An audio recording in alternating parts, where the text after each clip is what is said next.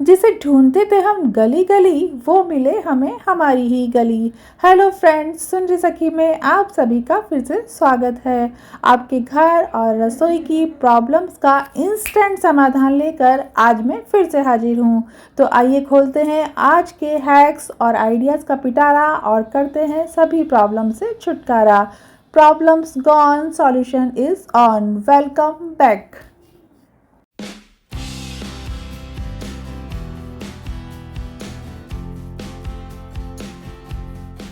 Jute आजकल बहुत trend में है। आज मैं इनसे कुछ बनाने नहीं जा रही हूँ। मैं इनको यूज़ करूँगी मेरे बाथरूम से जाने वाले इन एसी के पाइप्स को कवर करने में।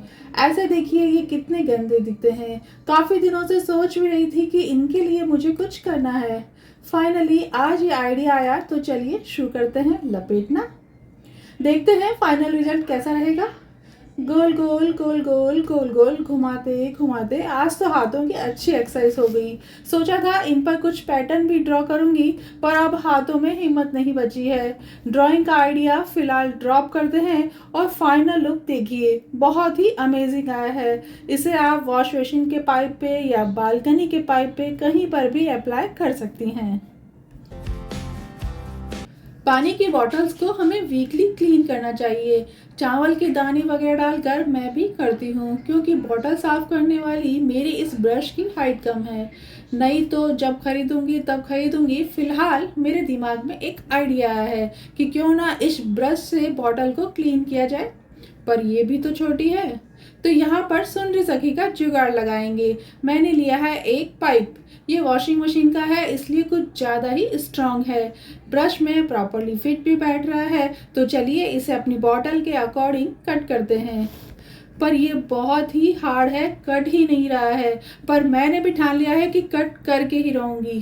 फाइनली थैंक गॉड ये कट गया और हमारा काम भी बन गया। आप भी इस तरीके से पाइप का यूज़ करके लॉन्ग हैंडल बना सकती हैं। मुझे अगर ऑप्शन दिया जाए कि साड़ी या घर के लिए कुछ डेकोरेटिव आइटम, तो मैं घर के लिए डेकोर पीस को ही चुनूंगी। हम सभी गृहिणियाँ ऐसी ही तो हैं, अपने आप से ज़्यादा अपनी फैमिली और अपने घर को तवज्जो देती हैं। तो यहाँ देखिए, नीचे कुछ कुशन ना होने के कारण हमारे फर्नीचर पर स्क्रैच पड़ जाते हैं। तो आप इस तरीके के फेल्ट जो मार्केट में आते हैं उनका यूज़ कर सकती हैं। पर अगर ये आपके पास नहीं है तो सुन रही सकी का जुगाड़। और जुगाड़ ये है कि आप बड़ी साइज की बिंदी इसके नीचे चिपका दीजिए। ऐसा करने से भी आपका फर्नीचर सेफ रहेगा।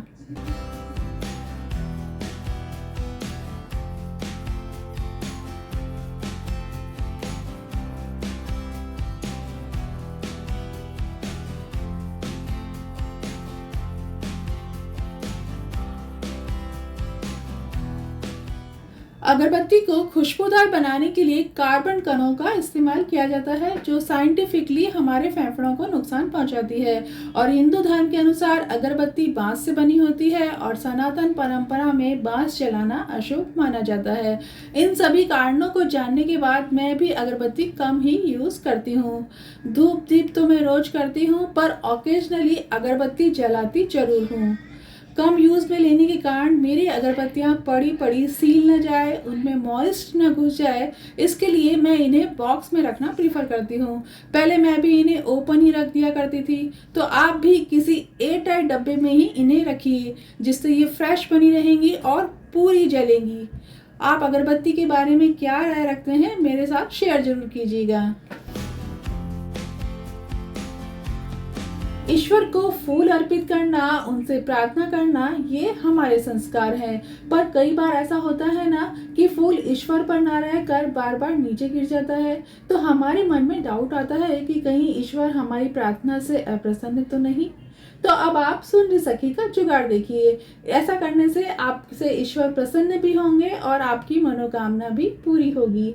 इसके लिए हमें चाहिए डबल साइडेड टेप, जिसे हम मूर्ति के पीछे चिपका देंगे और 2 माचिस की तीली से एक स्टैंड जैसा बना देंगे, जिसमें हम फूल अटका सकें। ये देखिए, इतना बड़ा फूल भी ईश्वर पर विराजमान है। छोटे बड़े सभी साइज के फूलों के लिए ये फंडा 100% काम करता है। और मेरी दक्षिणा है लाइक शेयर एंड सब्सक्राइब सुनरी सखी।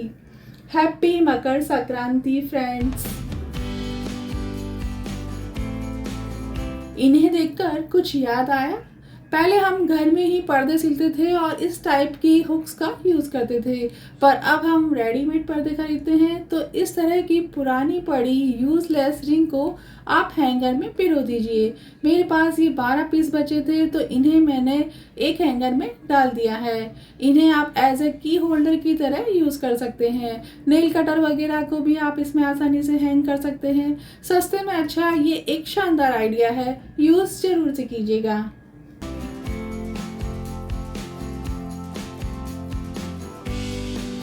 यूट्यूब वगैरह देखकर आजकल हम सभी प्रो हो गए हैं। छोटी छोटी पेंटिंग वगैरह तो हम खुद ही कर लेते हैं। तो बस बेकार पड़े इस रोलर का आज हम यूज़ करेंगे, और वो भी अपनी किचन में, वो भी 2 in 1 तरीके से। इसमें होल बना हुआ है, तो इसे हम कील में लगा देंगे। ऊपर वाला जो होलो पार्ट है उसको हम लाइटर रखने में, और नीचे हमारा नैपकिन होल्डर रेडी है। ये वाला आइडिया तो बहुत ही अमेजिंग है, ट्राई जरूर से कीजिएगा।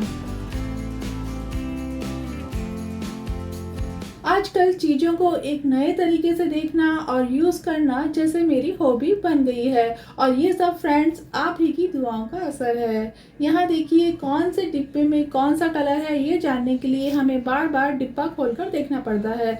तो इसका भी सॉल्यूशन है। डिब्बे को अगर आप सामने से देखते हैं तो इसके फ्रंट पर, और अगर डिब्बा आपने शेल्फ में रखा हुआ है ऊपर से देखते हैं तो इसके ढक्कन पर थोड़ा सा कलर लगा दीजिए, प्रॉब्लम सॉल्व।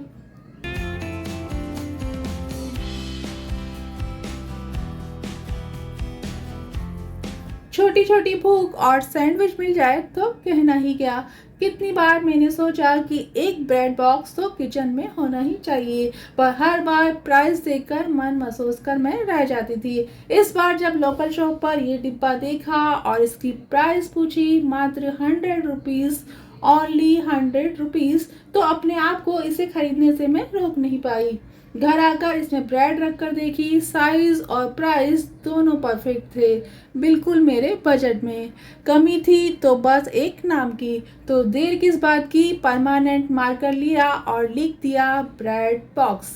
तो आप भी सिंपल प्लास्टिक के बॉक्स खरीदिए और उन्हें as a dry fruit box, fruit box, cookies, cake box बना डालिए।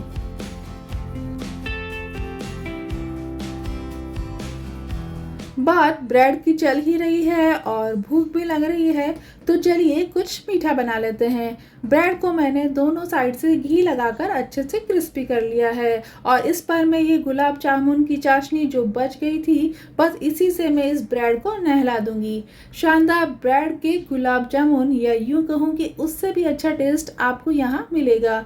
चाशनी भी यूज़ आ गई और मुंह भी मीठा हो गया। ड्राई फ्रूट्स की कतरन वगैरह ये सब आपकी चॉइस है।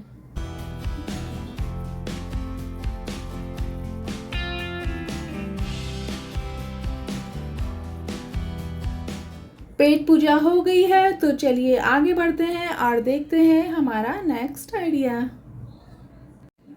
स्टीमर का ये बॉक्स मैंने संभाल के रख लिया था कि बाद में इससे मैं कुछ जुगाड़ करूँगी। तो सबसे पहले इस बॉक्स को मैंने खोल लिया है, और हैंडल के लिए मैंने दोनों साइड कट लगा लिए हैं, और अब इसे मैं उल्टा फोल्ड करने की सोच रही हूँ, यानी कि अंदर का पार्ट बाहर और बाहर का पार्ट अंदर। और ये देखिए ये इजीली हो भी गया। साइड से मैंने इसे स्टेपल कर दिया है और इसके हैंडल भी बनकर तैयार हैं। तो चलिए इसे भी हम ऑर्गेनाइज कर लेते हैं। अपने सभी सॉस के पाउचेस और जैम को मैंने इसमें रख दिया है। बिखरे पड़े मेरे इन सॉस के पाउचेस को आज घर मिल ही गया। तो आप भी बनाइए अपनी चीज़ों के लिए छोटे छोटे घर, यानी कि ऑर्गेनाइज़र। ये ऐसे ही अच्छा लग रहा है, इसलिए मैंने इसे कुछ डेकोरेट नहीं किया है। आप अपने हिसाब से इसे डेकोरेट कर सकती हैं।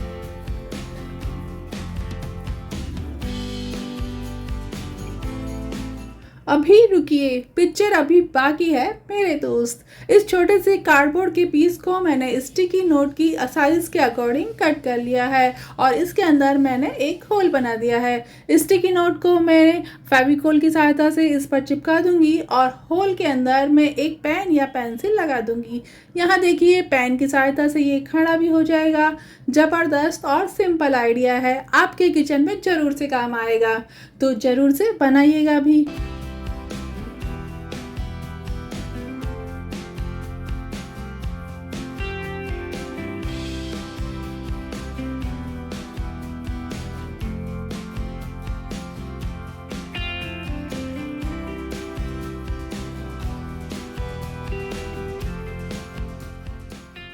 इमेंस लव एंड एफर्ट के साथ बनाई गई ये हैंडमेड बास्केट मुझे एज ए गिफ्ट हैम्पर मिली है। इसे मैं कैसे और कहाँ पर यूज़ करूँ, आपके आइडियाज़ मेरे साथ शेयर कीजिएगा। मुझे आपके सुझावों का इंतज़ार रहेगा।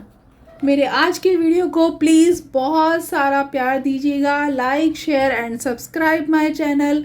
तो मिलते हैं अगले मंगलवार कुछ नए और इंटरेस्टिंग आइडियाज़ के साथ। तब तक देखते रहिए सुनरी सखी, best friend of every woman. Thank you.